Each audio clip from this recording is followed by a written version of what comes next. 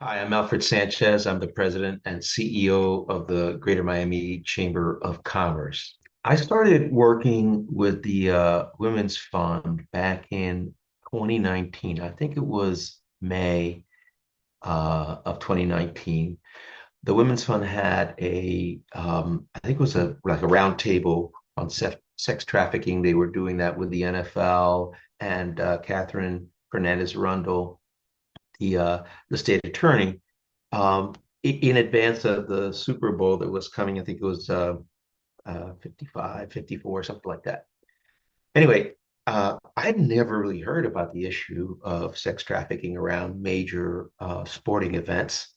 So I was invited to the meeting, and really my eyes were extremely open on that. I actually posted on then Twitter, today's X, but then it was Twitter, about this fascination that I think most people didn't know about.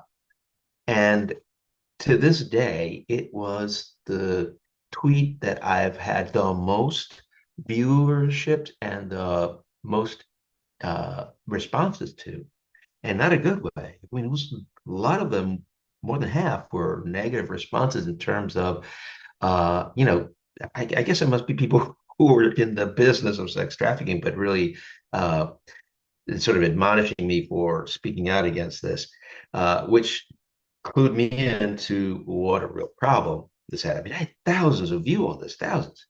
Um, so I started working to get the word out, and the chamber got the word out about what was going on and what the Women's Fund was doing.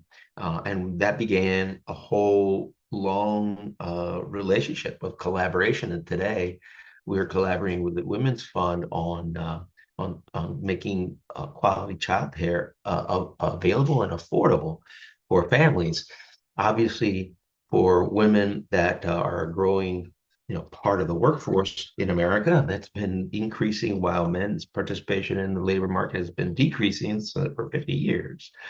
Um, but for them, it's very important. But for businesses in general, for economic development in general, it's critical. It's an existential issue.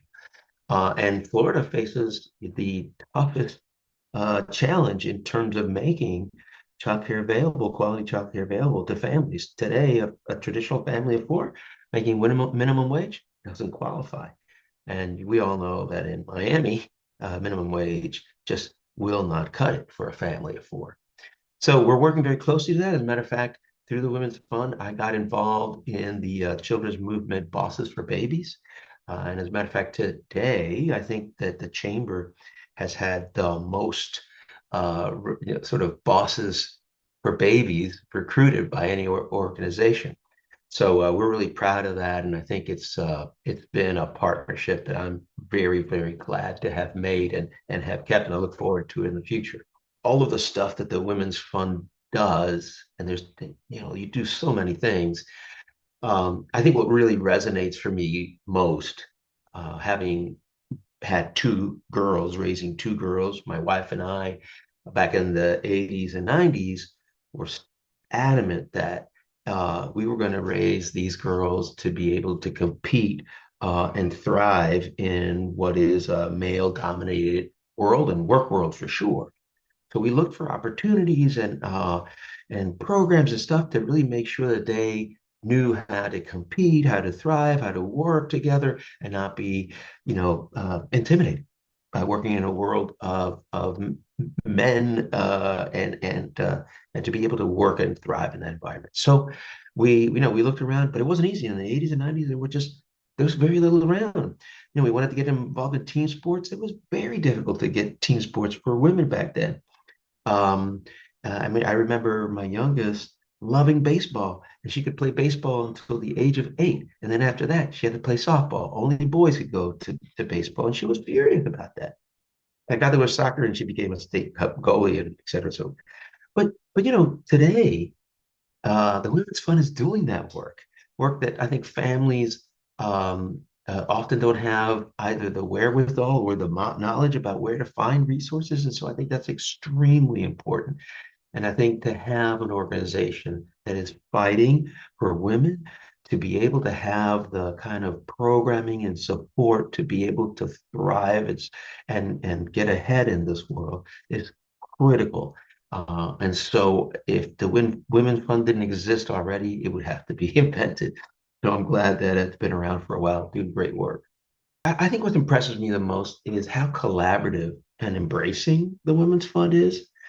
I've had the opportunity to work with Myra for a long time now. She's extremely involved in the chamber and in so many other organizations. She's really out there. And one of the things that she does is really makes makes a statement that, hey, this is not a woman's problem. This is a human problem.